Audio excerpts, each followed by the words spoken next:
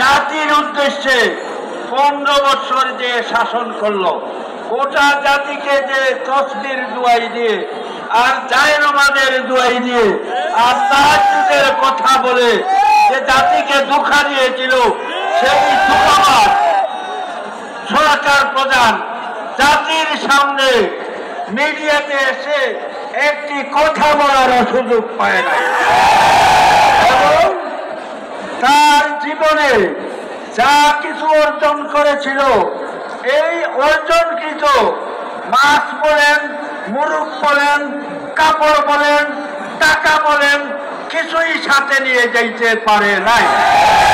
আরে ভাই, মনে রাখতে হবে, আল্লাহ রব্বুল আলামিন আসলে জুলুম নির্যাতন যারা করে, আলেম ওলামাকে যারা হত্যা করে, যারা হাফিজে কোরআনকে হত্যা করে, যারা আলেম ওলামাকে জেলে দেয়, যারা বাবুনগরীকে রিমান্ডে বারবার নেয়, যারা আল্লামা মামুনুল হককে প্রায় 3.5 বছরের মতো জেলখানায় বিভিন্নভাবে নির্যাতন করেছে, এই নির্যাতন আল্লাহ আসলে ছেড়ে দেয় কিন্তু ছাড়িয়া দেয় নাই।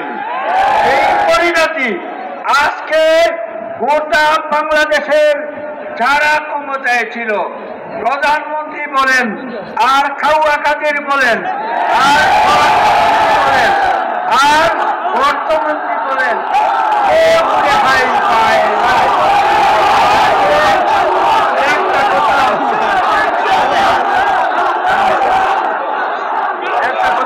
একটা কথা শুনেন, আজকে জাতিকে ধোঁকা দেওয়ার জন্য আমি স্মরণ করে দিতে চাই, আমরা বাংলাদেশ খেলাফত মজলিসের লোক, আমরা আল আকসার ইমাম শেখ আলী উমর ইয়াকুব আব্বাসী সাহেবকে আমরা এনেছিলাম বাংলাদেশে, এবং ঢাকায় ওনার একটা মহলে অর্থাৎ সোসাইটি মসজিদে জুমার নামাজ পড়াইবার কথা।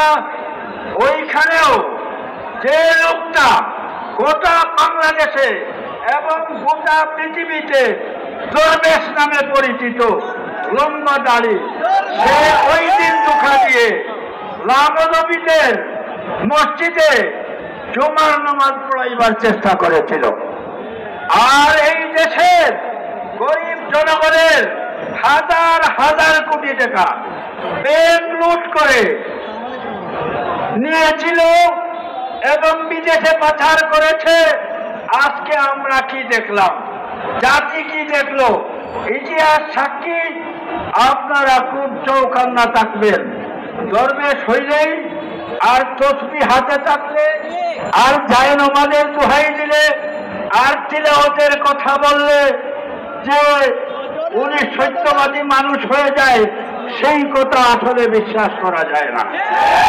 আসলে এরা ধোঁকাবাজ, এরা জাতিকে ধোঁকা দিয়েছে, এরা এই গোটা দেশটাকে মোদী সরকারের কাছে বিক্রি করে দিয়েছে।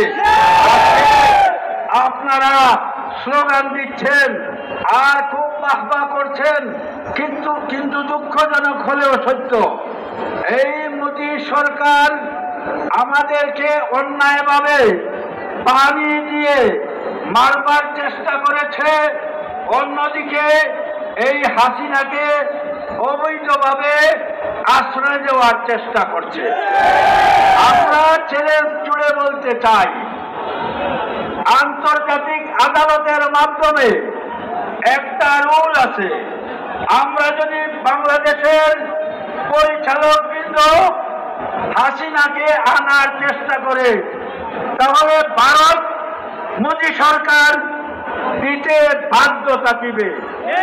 সেই জন্য আপনারা মনে রাখবেন, আজকে ভারতে দিল্লিতে যেখানে 100 বছরেও কোনো পানি হয় নাই, দিল্লির রাজপথে এবং মোদির বাড়ি গুজরাটে মাত্র 8 থেকে 10 ফুট পানি হয়েছে। এটা আসলে আল্লাহর গজব। আল্লাহর গজব থেকে জালিমরা কোনো অবস্থায় রেহাই পাওয়ার সুযোগ নেই। সম্মানিত ভাই সব, ঠান্ডা মাথায় চিন্তা করুন, এই বাংলাদেশে আওয়ামী সরকার গোটা দেশকে 15 বছরে কিভাবে ঋণী করেছে আপনারা শুনেন। এই দেশে